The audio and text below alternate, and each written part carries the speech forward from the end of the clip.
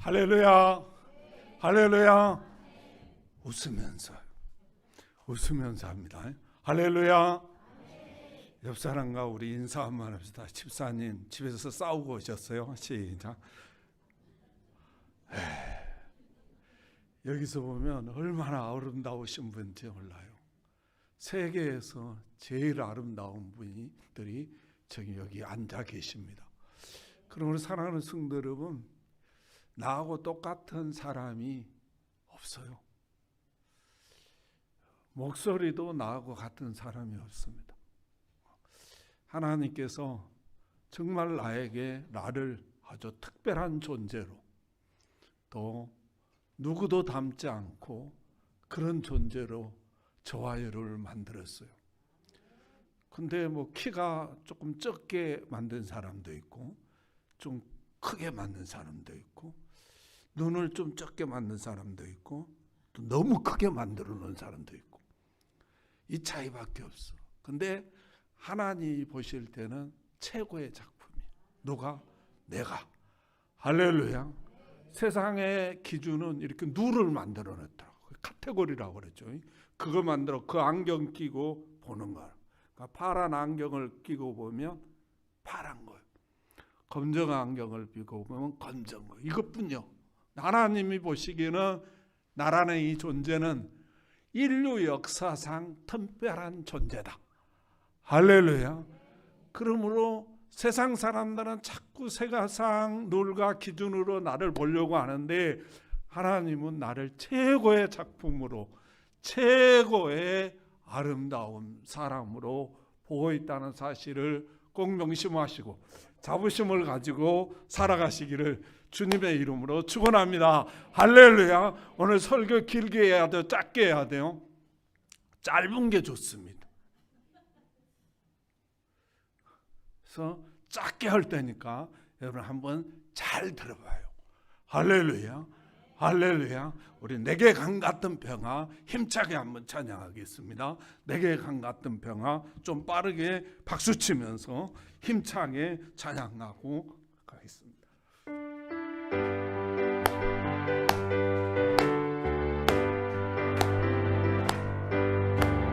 강 같은 평화 내게 강 같은 평화, 내게 강 같은 평화 넘치네.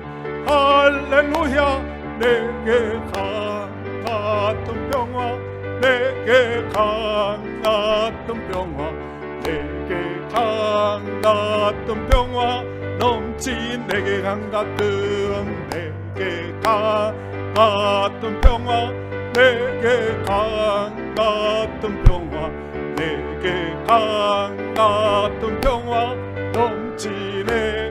할렐루야. 내게 강 같은 평화, 내게 강 같은 평화, 내게 강 같은 평화 넘치네. 내가 이렇게 노래를 잘하는데 우리 교회에서 내가 제일 음치래요. 진짜 나를 잘 모르는 것 같더라고. 근데 나는 좀 받아들이고 싶지 않아. 자, 지금 우리는 다윗의 일생에 대해 시리즈로 살펴보고 있습니다. 왜? 하나님이 그렇게 기록해 놨으니까. 할렐루야. 그런데 다윗도 나와 똑같이 이 땅에 어떻게 살고 싶냐면 평화롭게 살고 싶다는 거, 행복하게 살고 싶다는 거. 그런데 자기가 원하는 거하고 뜻하고 소망하고는 다르게 지금 뭐였어? 사울왕이 자기를 죽이려고 이 완전히 노망 들은 사람처럼, 그래서 사울왕과 자기를 비교할 때 왕이요 벼룩 같은 나를 죽이려고 하십니까? 이런 표현을 쓰거든요. 사울왕하고 자기하고 비교하면 벼룩 같다는 거죠. 그러나 자기는 평화롭게 살고 싶고 행복하게 살고 싶은데 사울왕이 군대를 일으켜서 자기를 죽이려고 쫓아다니니까 자기는 도망쳐 다니는 산적과 같은 생활을 하는 거예요. 오늘 본문에 보면 이제 하길라 산이라는 이 산 속에 숨어 살고 있었어요. 그러니까 아마 십강야라고 하는 이 주변이었던 것 같아요. 근데 이 10사람들이 사울왕에게 신고를 해버렸어요. 그러니까 사울왕이 또 3,000명의 정예군인들, 여기서 정예군 특수군대죠. 특수군대 3,000명을 이끌고 다윗을 잡아서 죽이기 위해서 지금 이 하길라산 쪽에 온 거예요. 그래서 다윗이 사울왕을 어떻게 하면 죽일 수 있을까 연구해가지고 가보니까 저녁에 몰래 가서 죽여야 되겠다 싶어가지고 아비새라는 요압 장군의 동생이에요. 이 아비새라는 사람을 데리고 밤에 그 사울왕이 있는 진영으로 간 거예요. 우리가 생각하면 사울왕이니까 사울왕을 보호하기 위해 3,000명의 군사들이 뭐 삼겹사비가 10겹으로 둘러싸 있을 거 아니에요. 근데 그것을 뚫고 들어가 가지고 사울왕이 보니까 깊이 잠들어 있는 거예요. 근데 아비새가 하는 말이 뭐냐면 내가 창으로 2번 찔릴 것이 없습니다. 단번에 찔러서 죽이겠으니 나에게 허락만 해 주십시오. 이렇게 말하는 거예요. 그때 다윗이 뭐라고 말하는가 한번 봐보세요. 8절 9절 한번 보겠습니다. 8절 9절입니다. 아비새가 다윗에게 이르되 하나님이 오늘 당신의 원수를 당신의 손에 넘기셨나이다. 그러므로 청하오니 내가 창으로 그를 찔러서 단번에 땅에 꽂게 하소서. 내가 그를 2번 찌를 것이 없으리이다 하니 다윗이 아비새에게 이르되 죽이지 말라. 누구든지 손을 들어 여호와의 기름 부음 받은 자를 치면 죄가 없겠느냐 하고 이렇게 표현했어요. 다시 말하면 지금 아비새와 다윗은 사울을 죽이기 위해서 사울의 진영에 목숨을 걸고 온 사람들이에요. 그 목숨을 걸고 따라온 아비새가 2번 찌를 것이 없습니다. 한 번에 내가 죽일 것이니 허락만 해 주십시오. 이렇게 표현할 때 다윗이 그걸 거부했다는 거예요. 아니 여기까지 와가지고 아비새가 죽이지 말아도 다윗의 입장에서는 죽여야 돼. 그래야 자기에게 평화가 임한다. 그래야 자기에게 고난이 끝나는 거라고. 이제 들짐승처럼 산적처럼 사울을 죽여야 그렇게 안 살고 평화롭게 살 수 있다. 그런데 아비새는 이 다윗은 아비새의 요청을 거부했다는 거예요. 우리가 이 다윗의 입장에서 가만히 생각해 보면요, 이 사울왕은 정말 은혜를 모르는 사람이에요. 사람과 동물의 차이가 뭐냐면 은혜를 안 주는 거거든. 그러니까 사울왕이 왕으로서 살아갈 수 있도록 해준 사람이 누구냐면 다윗이에요. 여러분이 잘 알다시피 사무엘상 17장에 가면 골리앗 장군이 나와서 막 외치잖아요. 나하고 싸울 사람 나와라. 블레셋과 전쟁이 일어나가지고 그때 사울왕도 이스라엘 기라성 같은 장군들도 군사들도 심히 두려워서 떨었다고 그랬어요.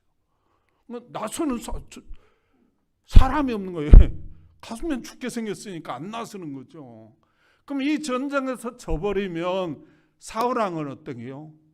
죽든지 아니면 사울왕의 자녀들은 노예 신세가 되든 자기 부인은 뭐예요? 남의 부인이 되든지 풍지박산이 나는 거예요. 이 위기에 있을 때 다윗이 형들 잘 있는가 한번 보러 왔다가 자기가 싸우겠다고 목숨 걸고 싸워가지고 골리앗을 물리침으로 말미암아서 사울왕의 왕가가 지탱하도록 만들어주신 분이 누구냐 하면 다윗이었어요. 그러므로 사울의 사람이라면 다윗을 얻고 다녀도 괜찮았다고. 근데 그 은혜도 모르고 한두 번도 아니고 계속 토끼머리 하도록 이렇게 군사를 일으켜서 자기를 죽이려고 하니까 이건 사람도 아니구나. 그리고 그래, 단칼에 죽여라, 두 번 찌르지 말아라, 이렇게 말해야 맞다는 거죠. 또 중요한 건 뭐냐면 이 사울왕은 죽일 수 있는 절호의 기회가 두 번이 왔잖아요. 오늘 아비새도 하나님이 허락해 주셨습니다, 이렇게 말하잖아요. 그러니까 절호의 기회를 두 번이나 자기에게 온 것은 하나님이 죽이라고 주신 기회라고 해석해도 누가 할 말이 없어. 그러면 이건 하나님이 두 번씩이나 이렇게 기회를 주는 것 보니까 사울왕을 죽이라고 하나님이 주셨구나. 그리고 더 생각하지 말고 죽이라고 그래야 돼. 아니면 자기가 가서 죽이든지. 또 중요한 것은 자기뿐만 아니라 사울을 죽이자면 600명의 사람들이 또 고난받고 쫓겨다니고 숨어 살아야 돼. 여러분 생각해 보세요. 여러분들이 경찰한테 쫓긴다고 생각해 봐. 뭐 죄 지어가지고 잠이 들치도록 자겠어요?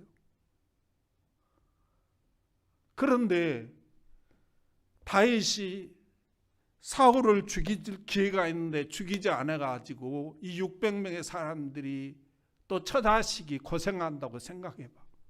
그러면 이 사람들이 이 다윗이 이 쫄장부 아니가 이거 그때 죽었으면 우리가 이 고생 안 하는데, 그러면서 그 내부에서 어떠한 일이 일어날지 몰라요. 내부에서 자기를 죽일 수도 있고 여러 가지 오람이 병착할 수 있어요. 그리고 다윗의 입장에서 보면 자기는 지금까지요 믿음으로 살았어요. 그런데 왜 나에게 이런 고생이 임하냐고. 삶의 죽음의 사선을 이렇게 넘나들고 사나 죽냐는 문제를 놓고 도망쳐 다니고 이래야 되냐고. 이게 도대체 하나님이 살아계신 거냐고, 하나님이 존재한 것이냐고. 이게 다윗의 입장에서 보면 얼마든지 하나님 뭐 하고 계십니까? 지금 주무시고 계십니까? 아니면 안 계십니까? 내가 지금 헛것을 믿고 있습니까? 왜 별의 생각을 다 할 수 있는 거잖아요. 그런데 이 다윗은 그럼에도 불구하고 사울왕 죽이기를 거부했다는 거예요. 그러면 다윗이 용맹스러움이 없어서 그랬나? 이리 봤더니요, 사무엘상 17장에서 자기가 골리앗과 싸우러 나가려고 하니까 사울왕이 너는 소년이고 골리앗은 장군이다, 어렸을 때부터 용사니까 너는 싸울 수 없다고. 그러니까 그러면 왕이요 고맙습니다 그러고 나야 되잖아요. 근데 뭐라고 그러냐면 내가 사자도 곰도 때려 주겠습니다 이래요. 사자도 곰도 싸울 만큼 이 다윗이 용맹스러운 사람이라는 거예요. 그렇지 않습니까? 누가 사자를 만나서 싸울 생각을 하겠어요? 그런데 양을 지키기 위해서 자기는 싸웠다는 거예요. 이만큼 이 다윗이 용맹스러운 사람이라는 거죠. 그런데 왜 사울왕 죽이기를 거부하는가? 이 사울왕만 죽이면 자기의 강 같은 평화가 오고 자기 가족들에게 600명이 함께하는 사람들에게 자유가 임하는데 왜 이렇게 죽이기를, 이 용맹스러운 사람이 이렇게 죽이기를 거부하는가? 이리 봤더니요 34절 그 10절에 보니까 이렇게 말하더라고요. 10절 한번 봐보세요. 10절 다윗이 또 이르되 여호와께서 살아계심을 두고 맹세하노니 여호와께서 살아계심을 두고 맹세하노니 여호와께서 그를 치시리니 혹은 죽을 날이 이르거든 또는 전장에 나가서 망하리라. 16절에도 내가 행한 이 일이 옳지 못하도다. 여호와께서 살아계심을 두고 맹세하노니 이렇게 표현했어요. 이런 환경 속에서 사울왕에게 쫓겨서 언제 죽을지를 모르는 이런 상황, 환경, 이런 역경 속에서도 다윗이 하나님을 어떻게 믿고 있었나 이래 봤더니 하나님은 돌아가신 하나님이 아니시고 살아계신 하나님으로 믿었다는 거예요. 할렐루야, 할렐루야. 어떤 사람이 이러한 어려운 가운데서 정말로 죽여버리면 자기에게 강같은 평화가 임하는데도 불구하고 이 죄 짓는 것을 거부하고 하나님이 살아계시다는 이 사실을 믿고 하나님이 기름 부어 세워준 사람은 하나님이 죽이는 것을 금하고 있기 때문에 이걸 거부하는 이게 뭔가 봤더니 이게 어디서 나왔나 봤더니 하나님이 살아계심을 믿는 사람들의 행동이라는 거예요. 하나님이 살아계심을 확실히 믿는 사람은 죄를 거부하는구나. 내가 이 죄를 지어서 나에게 평화가 오고 나에게 행복이 오고 나에게 자유가 온다 할지라도 하나님이 살아계심을 확실히 믿는 사람들은 죄 짓는 것을 거부한다는 거예요. 이 다윗이 하나님이 살아계심을 어떻게 확실히 믿었나 이리 봤더니요, 골리앗과 싸우러 나갈 때요, 그 사무엘상 17장 26절에 보면 그 사울왕의 군사들이죠, 군사들을 설득할 때 뭐라고 표현하냐면 하나님이 살아계시다고 그래요. 그러니까 군사들이 지금 사울왕 만나게 해줘야 되잖아요. 너 같은 거 어떻게 만나냐 그죠?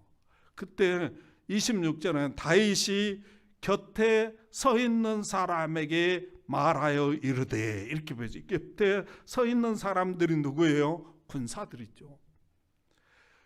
이 블레셋 사람을 죽여 이스라엘의 치욕을 제거하는 사람에게는 어떠한 대우를 하겠느냐? 이 할례 받지 않은 블레셋 사람이 누구이기에 살아계신 하나님의 군대를 목욕하느냐? 이렇게 표현해요. 그러니까 다윗은 자기가 확실히 믿는 거 하나가 있는데 그건 뭐예요? 하나님이 살아계시다는 거예요. 사울왕 앞에 가서도 사울이 거부할 때 36절에 보면 주의 종이 사자와 곰도 쳐선즉 살아계신 하나님의 군대를 목욕하는 자리일까? 이렇게 표현해요. 골리앗에게 싸우러 나가면서도 뭐라고 표현하냐면 너는 칼과 창과 단창으로 오거니와 나는 살아계신 만군의 하나님의 이름으로 간다. 이렇게 표현해요.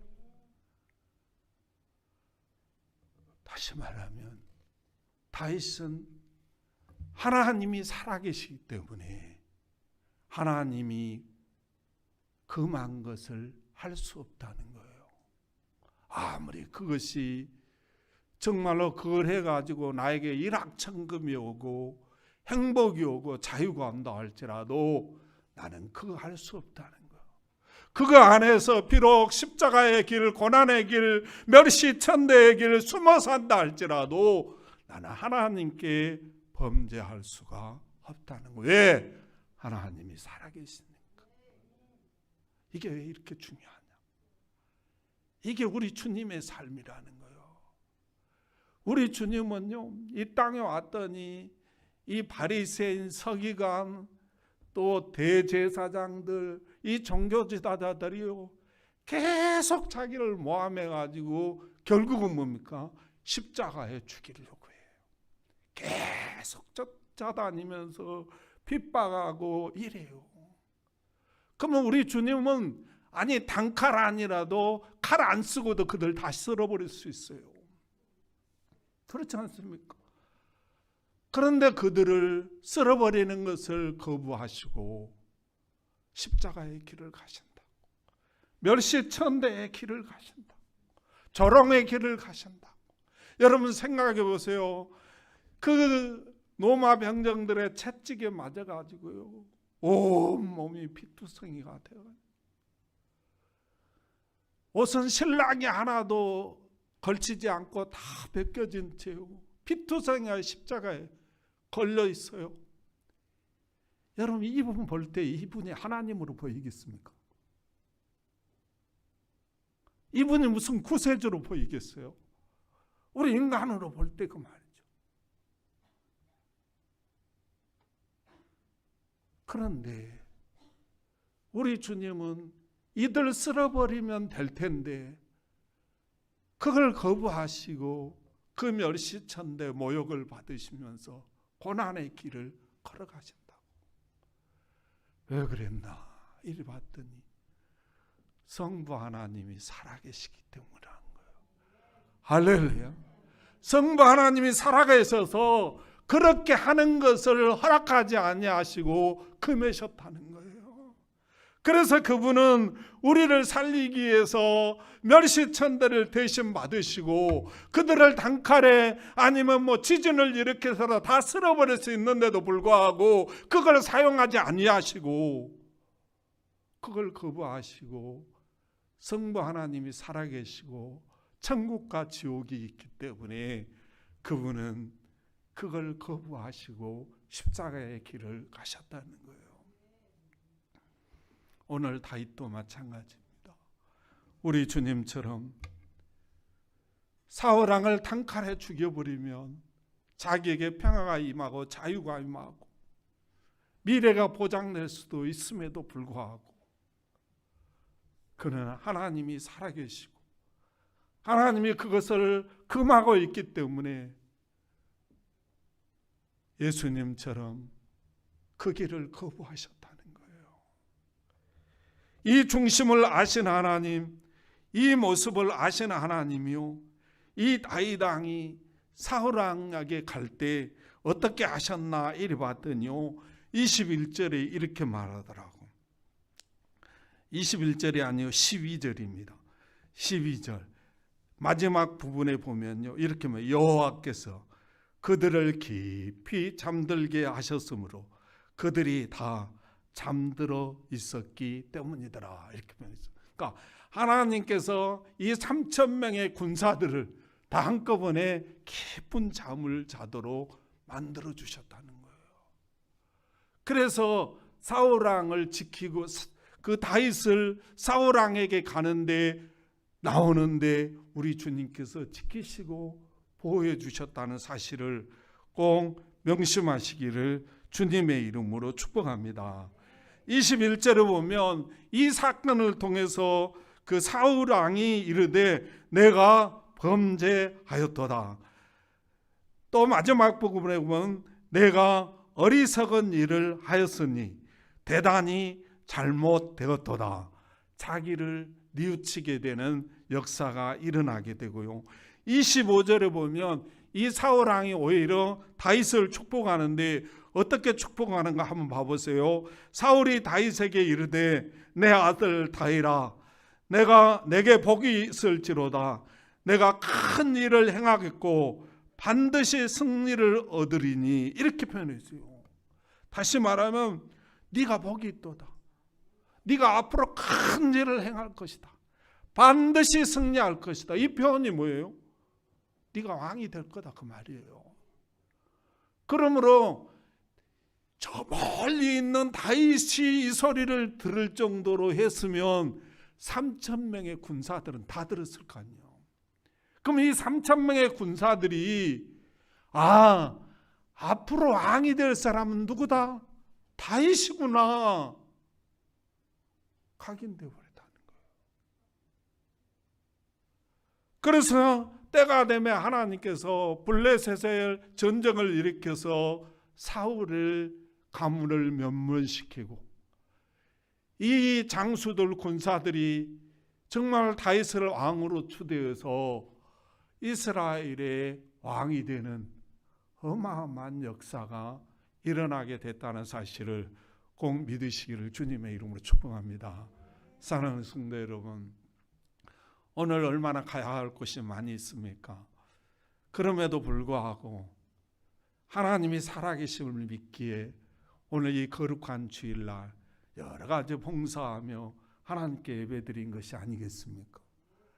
하나님이 살아계시다고 믿지 못하면 이 바쁜 시간에 하나님께 예배드리겠습니까?